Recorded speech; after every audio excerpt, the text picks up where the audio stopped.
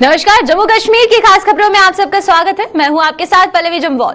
तो चलिए शुरुआत करते हैं आज की पहली खबर से और सबसे पहले बात करेंगे डिलिमिटेशन कमीशन की, क्योंकि अगर हम बात करें जम्मू कश्मीर की तो जम्मू कश्मीर में अगर हम विधानसभा क्षेत्रों की जल्द हदबंदी की बनी यहां पर उम्मीद बनती हुई नजर आ रही है। और उसी के साथ अगर हम डिलिमिटेशन कमीशन की मांग बात करते हैं तो डिलिमिटेशन कमीशन ने सभी वोटरों की जानकारी मांगी है और उसी के साथ साथ पैनल ने सभी 20 जिलों के डीसीज को पत्र भी लिखा है और साथ ही साथ जितने भी वोटर हैं उनकी जानकारी डिलिमिटेशन कमीशन ने मांगी है और 20 जिलों के जितने भी डीसीज हैं उनसे पत्र मांगा है और उसमें पूरी जानकारी उनसे मांगी गई है। और साथ ही साथ कोरोना संक्रमण की कमी आने पर होगा कमीशन का दौरा और जिस तरीके से कोरोना संक्रमण की जिस तरीके की अभी लहर चल रही है उसमें जिस तरीके की कमी अगर थोड़ी सी भी महसूस की जाएगी तो उसके बाद कमीशन का दौरा जम्मू कश्मीर में हो सकता है। और ज्यादा जानकारी के लिए हमारे साथ हमारे ब्यूरो चीफ विनोद जी यहां पर ज्वाइन कर चुके हैं। तो चलिए विनोद जी की तरफ रुख करते हैं और विनोद जी से जानते हैं कि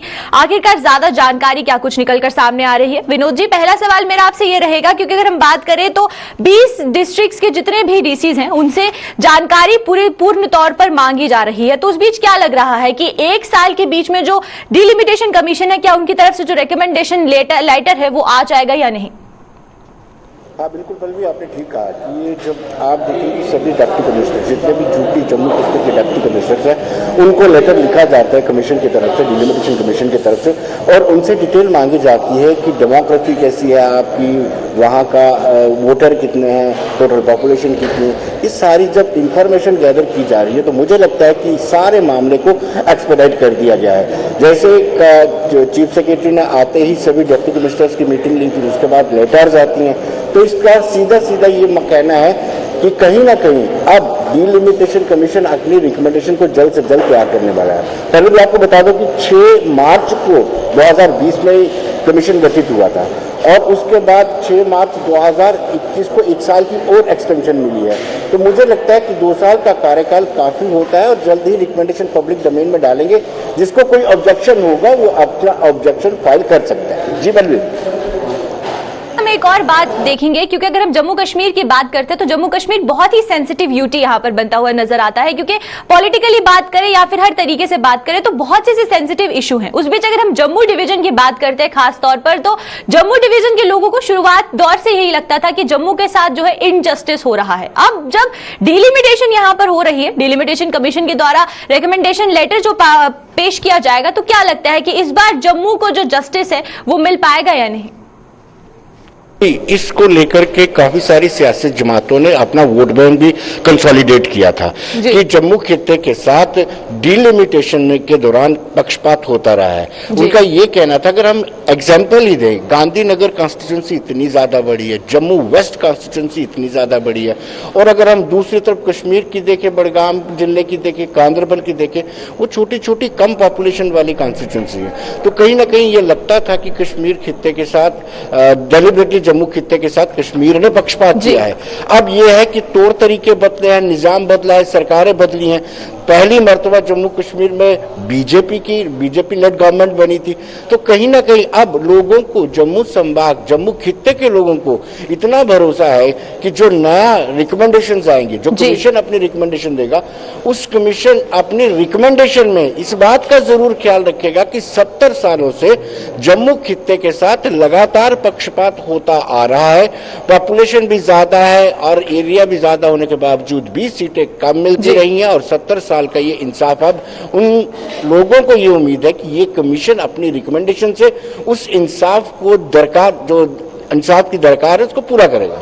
तो वहीं मेरा आपसे आखिरी सवाल ये रहेगा विनोद जी कि अगर हम बात करें पॉलिटिकल पार्टीज की, तो पॉलिटिकल पार्टीज कहीं ना कहीं भी इनएक्टिव सी नजर आती है। खासकर अगर हम नेशनल कॉन्फ्रेंस की बात करते हैं तो बहुत इनएक्टिव वो इन दौर पर नजर आई थी, लेकिन जब डिलिमिटेशन की बातें शुरू हुई हैं तो जो एक्टिवनेस है या जो एक्टिवली पार्टिसिपेट करती हुई नेशनल कॉन्फ्रेंस नजर आ रही है, तो यहाँ पर इस पर आपका क्या कुछ कहना है? देखिए पल्लवी, आपने ठीक कहा, बड़ा इंपॉर्टेंट क्वेश्चन है। पहले जो मीटिंग हुई, फर्स्ट मीटिंग में इन्होंने बाइकआउट किया ये 5 एसोसिएट्स मेंबर्स रहते हैं जो एमपीज है हमारे यूटी जम्मू कश्मीर में। इसमें पीएमओ में राज्य मंत्री डॉक्टर जितेंद्र सिंह हैं, जुगल किशोर ये बीजेपी के कोटे से हैं, इन्होंने पहली मीटिंग अटेंड की। लेकिन जो 3 अन्य मेंबर है नेशनल कॉन्फ्रेंस में, डॉक्टर फारूक अब्दुल्ला, अकबर लोन, हसनैन मसूदी, इन तीनों ने बाइकआउट किया। ये कह के बाइकआउट किया कि जो कमीशन है उसका काम करने का तौर तरीके से वो खुश नहीं है। लेकिन अब अल्टीमेटली उन्होंने मान लिया है कि वो कमीशन की बैठक में शामिल होंगे, क्योंकि ये 5 एसोसिएट्स मेंबर हैं और इनका शामिल होना बड़ा जरूरी है। ये एक पॉजिटिव बात है कि नेशनल कॉन्फ्रेंस ने भी मान लिया है। कमीशन की रिकमेंडेशन में इनकी भी डेलिब्रेशन होना बड़ा जरूरी है। स्टेक होल्डर्स हैं, ये भी अपनी रिकमेंडेशन बता सकते हैं कि क्या क्या होना चाहिए। तो मुझे लगता है कि ये चीप और पॉजिटिव अप्रोच है। जी चलिए, बहुत बहुत शुक्रिया विनोद जी आपका हमारे साथ जुड़ने के लिए और तमाम जानकारी साझा करने के लिए। तो ये थे हमारे साथ हमारे ब्यूरो चीफ विनोद कुमार जी, जिन्होंने हमें बहुत बखूबी जितनी भी जानकारी थी वो दी। और अगर हम डिलिमिटेशन की बात करते हैं तो वहां पर हमें ये देखने को मिला कि किस तरीके से जो है सारी जानकारी हमें देखने को मिली है। और ये हमने आपको जानकारी दी डिलिमिटेशन कमीशन की, जहां पर हर एक 20 जिलों को डिस्ट्रिक्ट, जितने भी डिस्ट्रिक्ट मजिस्ट्रेट्स हैं, जितने भी डिस्ट्रिक्ट कमिश्नर है, उनको लेटर लिख दिया गया है। अब उनसे जो जानकारी है वो मांगी जा रही है उनकी कॉन्स्टिट्यूएंसी की। अब देखना ये होगा कि आगे अब 1 साल के भीतर क्या कुछ रिकमेंडेशन आता है, और जब कोरोना का संक्रमण थोड़ा कम होगा तो डिलिमिटेशन कमीशन जो है उनके द्वारा क्या कुछ यहां पर फैसला जम्मू कश्मीर के लिए लिया जाता है। तो चलिए अब रुक करते अगली खबर की और बात करेंगे सांबा की, क्योंकि सांबा से बात करते हैं तो वहां से भी एक बहुत बड़ी खबर सामने आ रही है। सांबा के सभी 110 पंचायतों में कोविड केयर सेंटरों में संसाधन बढ़ चुके हैं और धीमी गति से हो रहे संसाधनों की आपूर्ति ने अब जोर पकड़ लिया है वहां पर, और कोविड केयर सेंटरों में ऑक्सीजन की भी आपूर्ति दी जाएगी। और ये यहाँ पर हम आपको सांबा की खबर बता रहे हैं, जहां पर जितने भी 101 पंचायतें हैं वहां पर कोविड केयर सेंटरों का जो काम चल रहा था, जो संसाधन वहां चल रहे थे, वो पूरे जोरों शोरों से अब चलते हुए नजर आ रहे हैं। और सबसे बड़ी बात यहां पर यह है कि ऑक्सीजन की जो किल्लत इस समय आ रही थी उसकी आपूर्ति के लिए यहां पर पूरे तरीके से काम जो है वो हो रहा है। और ये कोविड केयर सेंटरों की आप तस्वीरें देख सकते हैं कि किस तरीके के वहां पर इंतजाम किए जा रहे हैं, ताकि जो केसेस है उसमें ज्यादा बढ़ोतरी ना हो और समय रहते ही उन पर काबू पा लिया जाए। और जितनी भी 101 पंचायतें हैं वहां पर इस तरीके के कोविड केयर सेंटर्स बनाए जा रहे हैं, और साथ ही साथ पूरा ध्यान रखा जा रहा है कि ऑक्सीजन की किल्लत कहीं पर ना हो, उसकी आपूर्ति के लिए भी यहां पर जो काम है वो जोरों शोर से चल रहा है। और साथ ही साथ अगर हम आपको बताते हैं तो ये कोविड मैनेजमेंट एक्ट के तहत ये जो फैसले हैं ये लिए जा रहे हैं, क्योंकि डिजास्टर्स मैनेजमेंट एक्ट 2005 की बात करें तो वहां पर क्योंकि कोविड जो है बहुत तेजी से फैलता जा रहा है, तो कोविड तेजी से फैलने के लिए हर जगह पर जो है कोविड केयर सेंटर्स बनाने की बात की गई थी। खासकर अगर हम पंचायतों की बात करते हैं या गांव, जितने भी गांव के जिले हैं, जितने भी गांव के इलाके हैं, वहां पर काफी जरूरत थी इन कोविड केयर सेंटर्स की। अब उनके कामों को लेकर जोर पकड़ती हुई सरकार नजर आती है और स्वास्थ्य विभाग भी इस तरफ बहुत संगीन नजर आ रहा है। ज्यादा जानकारी के लिए चलिए रुक करते हैं ऋषि की तरफ और ऋषि से जानते हैं कि आखिरकार क्या कुछ चीजों पर ज्यादा ध्यान दिया जाएगा, किन चीजों पर ज्यादा प्रायोरिटी दी जाएगी। तो वहीं पर ऋषि, पहला मैं आपसे ये जानना चाहूंगी, अगर हम 101 पंचायतों की बात करते हैं तो यहाँ पर कोविड केयर सेंटर्स जो हैं वो बनाए जा रहे हैं, तो उस बीच किन चीजों को ज्यादा तवज्जो दी जाएगी, किन चीजों पर ज्यादा ध्यान रखा जाएगा, क्योंकि केसेस जो है अब वो गांव के जितने भी इलाके हैं वहां से भी निकलते हुए सामने आ रहे हैं। उस बीच ये संक्रमण ज्यादा तेजी से ना फैले उसको देखते हुए क्या कुछ तैयारियां ध्यान से की जाएंगी और किन चीजों को ज्यादा जो है अहमियत यहां पर दी जाएगी। यूटी एडमिनिस्ट्रेशन का एक बड़ा फैसला था कि ग्रामीण इलाकों में लोग जो वो परहेज नहीं करते हैं, लेकिन अगर एक परिवार में कोई ऐसा सदस्य संक्रमित आ जाता है तो उसे अलग से आइसोलेट किया जाए, उसी को लेकर ये सारी मुहिम चलाई गई थी। और पंचायत लेवल पर ये सारे जो 5 बेड्स की फैसिलिटी दी गई थी कि कोविड सेंटर्स वहां पर बनाए जाएंगे। सांबा जिला की 101 पंचायतें और 101 पंचायतों में जो इनिशिएटिव है जिला प्रशासन सांबा ने ये पूरा उसको आगे बढ़ाया है जम्मू कश्मीर यूटी एडमिनिस्ट्रेशन के द्वारा जो दिशा निर्देश दिए गए। और आपको बता दें कि पहले शुरुआती दिनों में लगातार सुविधाओं को लेकर काफी एक चिंता बनी थी कि कोविड सेंटर तो बना दिए गए, यहाँ पर बेड्स की फैसिलिटी भी दे दी गई, लेकिन उसके बाद जो सुविधाएं हैं, मूलभूत सुविधाएं, खासतौर पर स्वास्थ्य सुविधाओं को लेकर बात करें तो वो पूरी तरह से नहीं मिल पा रही थी। और उसमें सबसे बड़ी दिक्कत ये थी कि ऑक्सीजन सिलेंडर किस तरह से पहुंचाना है, वहां पर ऑक्सीजन सिलेंडर नहीं पहुंच पा रहे थे, वहां पर जो स्टाफ चाहिए था वो नहीं मिल पा रहा था। लेकिन अब जैसे जैसे समय निकलता गया वैसे वैसे वहां पर सुविधाओं को भी सुनिश्चित किया जा रहा है और ऑक्सीजन सिलेंडर्स भी वहां पर पहुंचाए जा रहे हैं और स्टाफ की वहां पर तैनाती भी की जा रही है। और उसी के साथ साथ अब हम ये कह सकते हैं कि भगवान का लाख लाख शुक्र है कि अभी किसी कोविड सेंटर में कोई पेशेंट नहीं आया है, ये एक अच्छी बात है और हम उम्मीद करेंगे कोई ना आए, लेकिन जी। तीसरी वेव का जो जिक्र किया जा रहा है कि अगर तीसरी वेव घातक साबित होती है, वो ग्रामीण इलाकों में ज्यादा असर डालती है, तो उसको लेकर अब प्रशासन को पहले ही तैयारियां करने की काफी जरूरत थी। और मुझे लगता है कि जिस तरह से ये सुविधा सारी दी जा रही है, तो अब तीसरी वेव को हम अगर गांव देहात में देखते हैं तो उसे हम कहीं ना कहीं कुछ हद तक संभाल सकते हैं। उसी को लेकर ये तैयारियां अब ये सुनिश्चित की जा रही है। लेकिन अभी भी इसमें दिक्कत ये आ रही है कि जिस तरह से मैं आपसे यहाँ ये पर कहा ये भी गया था, जानना चाहूंगी, देखिए कोविड केयर सेंटर्स में जो इंतजाम है वो भरपूर तरीके से किए जा रहे हैं और पूर्ण तरीके से वहां पर हर एक सुविधा पहुंचाई जा रही है। लेकिन अगर हम वैक्सीनेशन ड्राइव की बात करते हैं तो ये जो ग्रामीण इलाके हैं, जो 101 पंचायतों के इलाके हैं, वहां पर वैक्सीनेशन को लेकर क्या कुछ प्रक्रिया है? क्योंकि अगर हम बात करें तो 18 साल से ऊपर के जितने भी आयु वर्ग के जितने भी लोग हैं उनके लिए वैक्सीनेशन अभी करवाना बहुत ही ज्यादा जरूरी है। और प्रधानमंत्री नरेंद्र मोदी ने भी ये चीज कही थी कि 21 जून तक जो है सबको मुफ्त वैक्सीनेशन मिलेगी और वैक्सीन पूरे तरीके से हर एक जगह पर उपलब्ध करवाई जाएगी। तो वहां पर अगर हम सांबा डिस्ट्रिक्ट की बात करते हैं तो 101 पंचायतें जो वहां की है, वहां पर किस तरीके की वैक्सीनेशन ड्राइव देखने को मिल रही है? देखिए, मैं वैक्सीनेशन के दो आपको पहलू बताऊंगा। एक तो 45 साल के ऊपर के जो लोग हैं उनको लगातार वैक्सीनेशन दिया जा रहा है और इसका सामा में 99% जो वो कंप्लीट प्रोसेस चुका है। और गांव इलाकों की बात करें, 101 पंचायतें, तो वहां पर हर एक प्राइमरी हेल्थ सेंटर जो है, वो सब सेंटर जो है, वहां पर ये जो कैंप लगाकर अलग अलग जगहों पर ये वैक्सीनेशन प्रोसेस को चलाया गया। अब बात ऐसी आती है दूसरी, 18+ से 44 साल तक के जो लोग हैं उनको अभी जिला सांबा में वैक्सीनेशन नहीं मिल पा रहा है। हालांकि अभी इनके पास ये वैक्सीनेशन प्रोसेस शुरू ही नहीं किया गया क्योंकि इनके पास स्टॉक नहीं है। लेकिन उम्मीद है कि जिस तरह से ये गांव देहात में जाकर कैंप्स लगाकर ये जो वैक्सीनेशन प्रोसेस को चलाया गया 45 साल के ऊपर के लोगों को, उसी तरह से 18+ के लोगों को भी इसी तरह से चलाया जाएगा। क्योंकि एक ही रास्ता है इस कोविड से बचने का कि यहाँ वैक्सीनेशन हर एक व्यक्ति को दी जाए। अब मेरा एक छोटा सा ये भी एक हित में रखना चाहता था कि जिस तरह से पंच सरपंचों को ये कहा गया कि आप अपने अपने इलाकों में कोविड सेंटर्स की तैयारी करिए, कोविड सेंटर खोल दिए गए, सारी सुनिश्चितों को सुनिश्चित कर दिया गया प्रशासन द्वारा सुविधाओं को। लेकिन अभी भी एक दिक्कत ये आ रही है कि जो 1 लाख रुपए का उन्होंने कहा कि आपने खर्चा करना है, वो 1 लाख का खर्चा कहां से करेंगे पंच सरपंच? उनको भी फंड्स अवेलेबल नहीं करवाए हैं। और ये कहा जा रहा है कि जो पंचायत लेवल पर कैपेक्स का बजट आता है, जो 23 लाख का बजट सैंक्शन किया गया था, निर्धारित किया गया था, उसमें से वो 1 लाख रुपए एडजस्ट किए जाएंगे। लेकिन सवाल ये है कि अभी भी कैपेक्स बजट का जो पैसा निर्धारित किया था, वो पैसा अभी पंच सरपंचों के खाते में नहीं आया है। और अगर इस कोविड में जो कहा जा रहा है कि 1 लाख तक का आपने खर्चा करना है, खर्चा तो तब होगा जब आपके पास फंड्स अवेलेबल होंगे। अगर आपके पास फंड्स अवेलेबल नहीं होंगे तो आप खर्चा किस तरह से करेंगे? तो ये एक कोऑर्डिनेशन की जो वो कमी आ रही है प्रशासन और सरपंच पंचों के बीच में, इस चीज को दुरुस्त करना होगा अगर अच्छे से इन कोविड सेंटर्स पर सुविधाएं मुहैया करवानी है। जो सुविधाएं जो ये मरीज होंगे, जो संक्रमित लोग होंगे गांव देहात में, उनको वक्त पर सुविधाएं मिल पाए। ये सारी सुविधा तो दे रही है, ये बड़ी अच्छी बात है। प्रशासन के इस पहल का हम भी स्वागत करते हैं। लेकिन इसको जो सही तरीके का अमली जामा पहनाना है वो तो प्रशासन ने पहनाना है। इसलिए हम ये अपील करेंगे प्रशासन को कि पंच सरपंचों की ओर ध्यान दिया जाए और जो बजट का आपने जो हवाला दिया है उस बजट को उनके खाते में डाल दिया जाए, ताकि अगर कुछ चीजें उनको लेनी पड़ती हैं, बाहर से भी लेनी पड़ती हैं, तो वो वक्त पर ले, वक्त पर पेशेंट्स तक वो चीजें, वो सारी स्वास्थ्य सुविधाएं पहुंच पाए। चलिए, बहुत बहुत शुक्रिया ऋषि आपका हमारे साथ जुड़ने के लिए और तमाम जानकारी साझा करने के लिए। तो ये थे हमारे साथ हमारे ऋषि संवाददाता जो कि सांबा से हमारे साथ जुड़े थे और उन्होंने पूरी जानकारी दी है कि किस तरीके के, अगर हम वैक्सीनेशन सेंटर्स की बात करें, कोविड सेंटर्स की बात करें, उसको लेकर वहां पर क्या कुछ जानकारी देखने को मिल रही है, उससे बखूबी हमें ऋषि ने रूबरू करवाया। और ये थी पूरी अपडेट जो हमने आपको जो सांबा में बनाए जा रहे हैं वहां पर किस तरीके के इंतजाम है। तो चलिए अब रुक करते हैं रामबन की तरफ और रामबन से भी एक बहुत ही अहमियत यहाँ पर खबर जो है वो देखने को मिल रही है और बहुत जरूरी खबर जो है वो सामने आ रही है। क्योंकि अगर हम रामबन की बात करते हैं तो रामबन के चंद्रकोट में संदिग्ध परिस्थितियों में बिजली की तारें वहां पर कटी हुई मिली और बिजली की तारें क्षतिग्रस्त होने से वहां पर 3 इलाके ऐसे हैं जहां पर बिजली की आपूर्ति पूरी नहीं हो पा रही है। गर्मी के मौसम में बिजली की सप्लाई ठप होने की वजह से लोगों में हाहाकार मच चुका है और ये जो पूरे का पूरा वाकया है ये रामबन से देखने को मिल रहा है और लोगों ने प्रशासन से यहां पर एक्शन लेने की गुहार भी लगाई है। ज्यादा जानकारी क्या है तो चलिए आइए पहले नजर डालते हैं कि वहां के लोगों का क्या कुछ कहना है।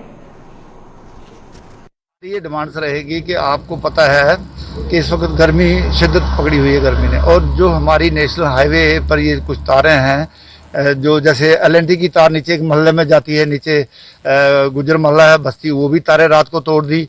और उसके बाद यहाँ पर जो है मस्जिद की लाइन टूट गई, उसके बाद जो हमारे मोहल्ले में कुछ जाती है ये तोड़ दी। और बड़ी जो रात को हम बहुत शिद्दत की गर्मी बर्दाश्त करते रहे। लेकिन मुझे अफसोस इस बात का है कि सिर्फ 200 मीटर के अंदर ये तारें कैसे टूटती है। अगर ओवरलोड गाड़ियां जा रही है, बड़ी ओवर हाइट की गाड़ियां अगर जा रही होती तो कम से कम बाजार में भी तारें टूट जाती। ये यहाँ पर तारें, इसको हम तहकीकात चाहते हैं, इसको पुलिस को या बाकी जो भी एजेंसियां हैं वो तहकीकात करें कि कौन सी गाड़ियां यहाँ रात को चलती रही, कोई बलवा लेता रहा या और कोई काम करता रहा। ये काम हम तहकीकात चाहते हैं कि दोबारा ऐसी गलती सरजद ना हो और इस तरीके से मनमानियां ना की जाए। ये मनमानियां करने से मुझे बहुत अफसोस होता है कि हमारी गवर्नमेंट क्या देख रही है, एडमिनिस्ट्रेशन क्या देख रही है।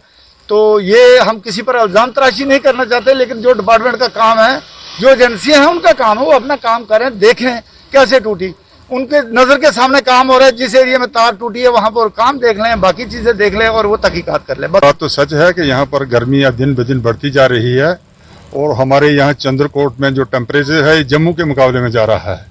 बहुत शिद्दत की गर्मी है और 2 दिन से गर्मी बढ़ रही है। इसके साथ साथ गर्मी में लोगों की जो प्रॉब्लम्स है इसमें और इजाफा हो जाता है, जबकि रात को यहाँ पर मस्जिद के साथ साथ जो हाईवे है वहाँ पर रात को तारें जो हैं वो किसी गाड़ी से लकड़ी सी वजह से टूट गई हैं और पूरे मोहल्ले में जो बिजली है वो गुल हो चुकी है। जामे मस्जिद में भी बिजली नहीं है और लोग इसकी वजह से तड़फ रहे हैं। हमारा ये मुतालबा है कि तहकीकाती एजेंसियाँ इसमें ज़रा छानबीन करें और उस शख्स की निशानदेही करें कि ये तारें किसने तोड़ी हैं और क्यों तोड़ी हैं और इतनी कितनी लापरवाही है, कितनी ओवरहाइट में भी वो तारें जाकर तोड़ दी गई हैं। अगर इसी तरह से ये मसला चलता रहा तो आइंदा के लिए रोज़ दिन ये प्रॉब्लम होगी, आइंदा के लिए प्रॉब्लम नहीं होनी चाहिए और जो भी इसमें मुर्तकिब है उस मुर्तकिब को कम से कम भी उसकी किए की सजा उसको जरूर मिलनी चाहिए। आपने ये जो पूरा मामला है ये रामबन का है और लोगों का क्या कुछ कहना था वो भी आपने बखूबी सुना, क्योंकि 3 दिन हो चुके हैं और 3 दिन से अभी तक कोई भी डिपार्टमेंट से यहाँ पर नहीं आया और किसी ने भी इस पूरे मामले का संज्ञान नहीं लिया है। तो चलिए ज्यादा जानकारी के लिए रुक करते हैं नदीम की तरफ और नदीम से जानते हैं कि आखिरकार क्या कुछ वजह है। नदीम, पहला सवाल मेरा आपसे ये रहेगा, क्योंकि अगर हम बात कर रहे हैं रामबन के चंद्रकोट इलाके की तो 3 दिन हो चुके हैं, ये जो तारें हैं इसी तरीके से जमीन पर पड़ी हुई हैं, तो क्या अभी तक विद्युत विभाग से कोई भी ऐसा ऑफिसर या फिर कोई भी उनके डिपार्टमेंट का इंसान जो है अभी तक नहीं आया ये सब चेक करने के लिए? देखिए, बिल्कुल मैं आपको एक चीज क्लैरिफाई कर दूं, क्योंकि ये जो 3 दिन है, 3 दिन से यहाँ पे टेम्परेचर में इजाफा होता जा रहा है, बल्कि ये जो तारे कटी हुई है इसको 1 दिन का अरसा गुजर गया। हालांकि जो गुज़श्ता शब है उस दिन ये तारे कटी हुई थी, लेकिन अब सवाल ये पैदा होता है कि जहां एक तरफ पे टेम्परेचर में इतना ज्यादा इजाफा हो रहा है और दूसरी तरफ तारों का इस तरह से दरमियानी शब में कट जाना लोगों के लिए कहीं ना कहीं मुश्किलात का बाइस बन जाता है। लेकिन दूसरी तरफ एक चीज बताना और अहम है, क्योंकि ये जो तार कटी हुई है ये जो चंद्रकोट के कुछ मोहल्ला जात को बिजली फराहम करती है, ये department of power development department की नहीं है, क्योंकि ये जो है यहाँ पे जो पावर डेवलपमेंट कॉर्पोरेशन है, पीडीसी, उनकी लाइन है जो यहाँ के लोकल जो एरियाज है उनको बिजली दी गई है। अब वहां के लिए, क्योंकि जहां पे पीडीडी की तार हो तो वहां पे पीडीडी के लाइन्समैन और जेईज वगैरह पहुंचते हैं लाइट की रिपेयरिंग के लिए, लाइट की जो तार गिरती है उसकी रेस्टोरेशन के लिए। लेकिन यहाँ पे ऐसा कुछ नहीं है, क्योंकि ये जो है इन लोगों को दी गई है। लेकिन अब सवाल ये पैदा होता है कि ये तार कटी कैसे, क्योंकि लोगों से जब हमने बात की, लोगों को कहना था यहाँ पे क्योंकि हाईवे भी है और हाईवे पर से गाड़ियां चलती है। अब 2 तरह के शक है, एक तो ये कि यहाँ पे जो 4 लेनिंग का काम चल रहा है उसमें भी डंपर्स चलते हैं और दूसरी तरफ हाईवे पर जो ट्रैफिक का मूवमेंट चल रहा है वो भी चल रहा है, तो कहीं ना कहीं तार कटी किस वजह से। अब इस मामला में पुलिस तहकीकात करे और असल जो कसूरवार है जिनकी वजह से ये नुकसान हुआ है वहां उन तक पहुंचा जाए, ताकि आने वाले वक्त में लोगों के सामने इस तरह की मुश्किलात का जो अंबार न लगे। क्योंकि हमने देखा कि जिस तरह से तार कटी और इस वक्त शिद्दत की गर्मी है, टेम्परेचर काफी ज्यादा इंक्रीज हुआ है, तो अगर ये जब टेम्परेचर बढ़ता है तो गर्मी में अगर आपके पास कूलर, फैन, एसी वगैरह ना चले तो प्रॉब्लम्स तो होंगी ही।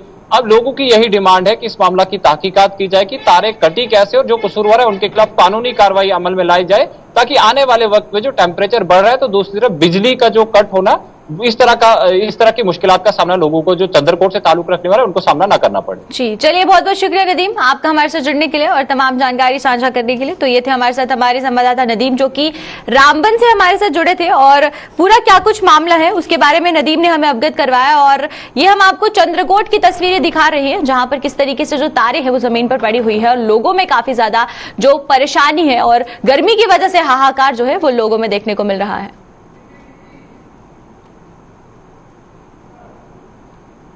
तो चलिए अब रुक करते हैं अगली खबर की ओर और बात करते हैं सीडी हॉस्पिटल की। जम्मू जिले में कोरोना संक्रमण की रफ्तार धीमी पड़ रही है। इसका अंदाजा इसी बात से लगाया जा सकता है कि मौजूदा समय में जम्मू में सीडी अस्पताल में कोरोना के मात्र 31 मरीज दाखिल है। अस्पताल के सुपरिटेंडेंट डॉक्टर राजेश्वर शर्मा के मुताबिक पहले इस अस्पताल में बड़ी संख्या में कोरोना भर्ती थी, लेकिन अब इस रफ्तार पर काबू पा लिया गया है। अब हालात धीरे धीरे सामान्य हो रहे हैं और सुपर स्पेशलिटी हॉस्पिटल सहित अन्य अस्पताल नॉन कोविड मरीजों के लिए खोल दिए गए हैं। सीडी हॉस्पिटल में आज के दिन 31 पेशेंट्स हैं, एडमिटेड हैं, जिनका ट्रीटमेंट चल रहा है। पहले से जो ट्राइएज में पेशेंट बहुत ज़्यादा आ रहे थे वो नंबर बहुत कम हो गया, और फिर भी जो पेशेंट आ रहे हैं नंबर कम है, लेकिन काफ़ी सारे सिक आ रहे हैं। यहाँ से ही पेशेंट वैसे ही जैसे पहले ट्राइएजिंग हो रही थी ऐसे ही हो रही है। कुछ मेडिकल कॉलेज भेज रहे हैं, कुछ DRDO भेज रहे हैं, हॉस्पिटल में भेज रहे हैं, और कुछ CD में एडमिट हो रहे हैं। बाकी जो नंबर कम होने के बाद बाकी हॉस्पिटल में जैसे super speciality psychiatry, SMGS hospital, Kot Balwal hospital या राजीव गांधी हॉस्पिटल, अब पेशेंट नहीं यहाँ से भेजे जा रहे हैं। उनको गवर्नमेंट ने, प्रिंसिपल मैडम ने उनको डीनोटिफाई कर दिया, और वहाँ पे आम जैसे पेशेंटों का इलाज होता था नॉन कोविड पेशेंट्स का ट्रीटमेंट के लिए खोल दिया। तो चलिए अब रुक करते हैं पुंछ की तरफ। पुंछ जिले में कोरोना संक्रमण के मामलों में आई कमी के कारण लोगों की आम जिंदगी एक बार फिर से पटरी पर लौट रही है, जिससे संक्रमण फैलने का खतरा बना हुआ है।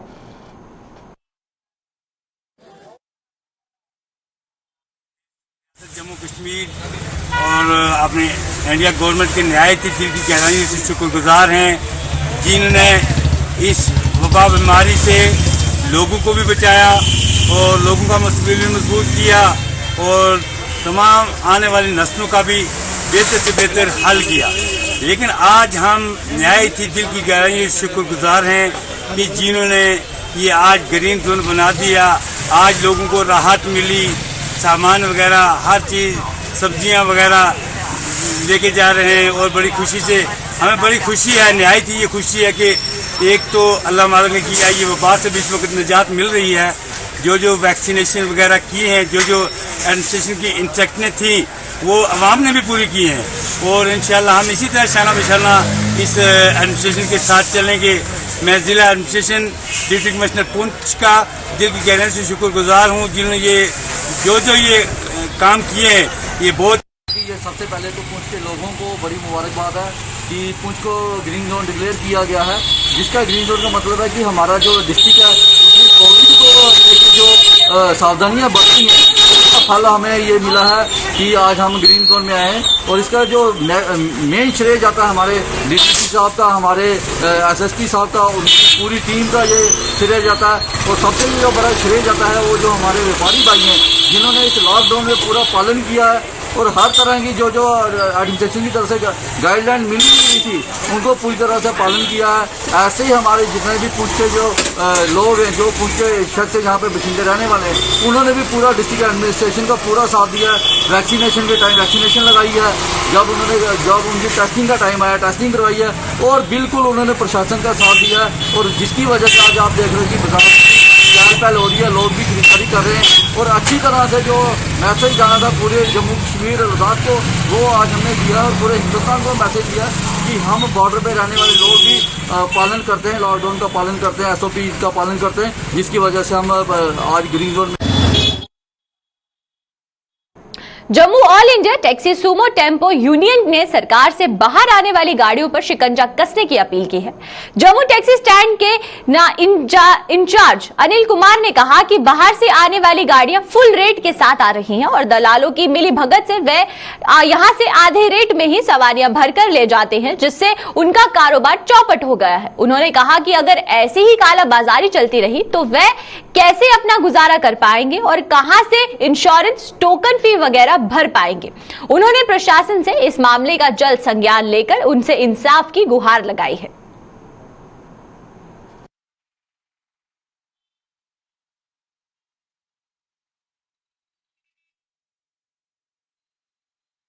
और हमारे को ये दिक्कत आ रही है कि हमारी जो गाड़ियां हैं यहाँ पे 2 साल से गाड़ियां खड़ी हैं, और एक्चुअली में जो एक मेन मुद्दा हमारा ये है, जो पंजाब से गाड़ियाँ आ रही हैं, दिल्ली पंजाब हो गया, हरियाणा हो गया, जो वहाँ से गाड़ियाँ वहाँ वो फुल रेट लेके आ रही हैं और यहाँ से वो 10,000 एजेंट करता है, 5,000 उस गाड़ी वाले को देते हैं और 5,000 में वो गाड़ी चला जाती है। और हमारी गाड़ी का रेट है 12,000 रुपये दिल्ली का, हमें 12,000 भी नहीं मिलता है, इसलिए हमारी गाड़ियाँ यहाँ पे खड़ी की खड़ी रह जाती हैं। और हमारी इंश्योरेंस है गाड़ियों की 34,000 रुपये इंश्योरेंस है, पहले 2,400 रुपये टोकन था, 24 को की जगह इन्होंने 4800 रुपये टोकन कर दिया और पैसेंजर टैक्स कर दिया। यूपी में पैसेंजर टैक्स माफ़ होता है, लेकिन यहाँ पे हमें पैसेंजर टैक्स। तो चलिए अब रुक करते हैं कश्मीर की तरफ, क्योंकि कश्मीर से एक बहुत बड़ी खबर सामने आ रही है। क्योंकि अगर हम आपको बता दें तो डॉक्टर फारूक अब्दुल्ला और महबूबा मुफ्ती की आज श्रीनगर में एक अहम बैठक होने जा रही है। महबूबा मुफ्ती के आवास पर दोनों नेताओं में मुलाकात होगी और डिलिमिटेशन को लेकर आ रही खबरों के बीच कश्मीर में हलचल तेज होती हुई नजर आ रही है और दोनों नेताओं में बैठक के दौरान हो सकता है कोई बड़ा फैसला। ये जो खबर है ये सीधा कश्मीर से सामने आ रही है, जहां पर डॉक्टर फारूक अब्दुल्ला और महबूबा मुफ्ती की आज एक अहम बैठक होगी और उसमें उस बैठक से क्या कुछ नतीजे सामने आएंगे। क्योंकि जहां पर डिलिमिटेशन की खबरें सामने आ रही है, उस बीच इस तरीके की बैठक होना कहीं ना कहीं जो घाटी में हलचल है, जो सियासत गहमा गहमी है, वो बढ़ती हुई नजर आ रही है। तो चलिए ज्यादा जानकारी के लिए रुक करते हैं हमारे सीनियर साथी रूफ की तरफ और रूफ से जानते हैं। रूफ, अगर हम बात करें ये जो यहाँ पर मीटिंग बुलाई जा रही है जहां पर डॉक्टर फारूक अब्दुल्ला और महबूबा मुफ्ती रहेंगे, तो क्या कुछ बड़े फैसले लिए जा सकते हैं? क्योंकि जब डिलिमिटेशन की बातें जिस तरीके से शुरू हो रही है तो काफी ज्यादा पॉलिटिकली हमें देखने को मिल रहा है कि काफी हलचल होती हुई नजर आ रही है। तो इस बैठक के बाद क्या कुछ बड़े फैसले जो है वो निकलकर सामने आ सकते हैं? बिल्कुल पल्लवी, ये मीडिया जो खबरें आ रही है, मीडिया रिपोर्ट्स कर रहा है कि महबूबा मुफ्ती और फारूक अब्दुल्ला की जो मुलाकात है वो एक्सपेक्टेड है आज, और फारूक अब्दुल्ला महबूबा मुफ्ती की रेजिडेंस पे जा रहे हैं उनसे मिलने के लिए। और ये ठीक उस वक्त मुलाकात हो रही है जब कल दिल्ली में एक आली सतही मीटिंग बुलाई जा रही है। होम मिनिस्टर और प्राइम मिनिस्टर की क़यादत में एक मीटिंग बुलाई जा रही है जिसमें बहुत सारे मुद्दों को रखा गया। मामला बहुत सारे, कोविड-19 भी है, वैक्सीनेशन भी है, यात्रा भी है, डिलिमिटेशन भी है, कश्मीर के हवाले से भी मामला है। तो उससे ठीक पहले अब फारूक अब्दुल्ला और महबूबा मुफ्ती की मुलाकात, तो इसको मुख्तलिफ जायू से देखा जा रहा है कि क्या कुछ मीटिंग में हो सकता है। देखिए, अगर हम डिलिमिटेशन की बात करें तो नेशनल कॉन्फ्रेंस को पहले ही जो पार्टी बनाया गया था उन्होंने पहले इनकार किया था कि हाँ वो डिलिमिटेशन का हिस्सा नहीं बनेंगे और यहाँ की बाकी पार्टीज का जो ज्यादा रोल बनता ही नहीं था, क्योंकि 3 पार्लियामेंट मेंबर्स नेशनल कॉन्फ्रेंस के ही है। तो उस वक्त उन्हें इनकार किया था। फिर हालिया दिनों में नेशनल कॉन्फ्रेंस ने इजलास बुलाया, वर्किंग ग्रुप का इजलास बुलाया, जहां पे ये तजवीज रखी गई कुछ लोगों की तरफ से क्या डिलिमिटेशन का हिस्सा बने या ना बने। और उसमें मुत्तहिदा तौर सारे जो मेंबरान है उन्होंने फैसला लिया कि ये फारूक साहब पे डिपेंड करेगा, फारूक साहब जो फैसला ले सकते हैं वही फैसला हर एक लीडर को कबूल होगा। और अब फारूक साहब इस हवाले से आज जो है ये अनएक्सपेक्टेड है, क्योंकि काफी टाइम से मुलाकात हुई नहीं और जो इन्होंने पीपल्स अलायंस भी बनाया था, जो गुप का डिक्लेरेशन बना था, उसमें भी कोई ज्यादा पहल हुई नहीं उसके बाद। तो आज काफी टाइम के बाद मुलाकात हो रही है। अभी क्या कुछ मुलाकात के बाद सामने आएगा, मगर जो अभी की रिपोर्ट्स की बात करें तो दोपहर के करीब मुलाकात हो सकती है दोनों लीडरों के दरमियान।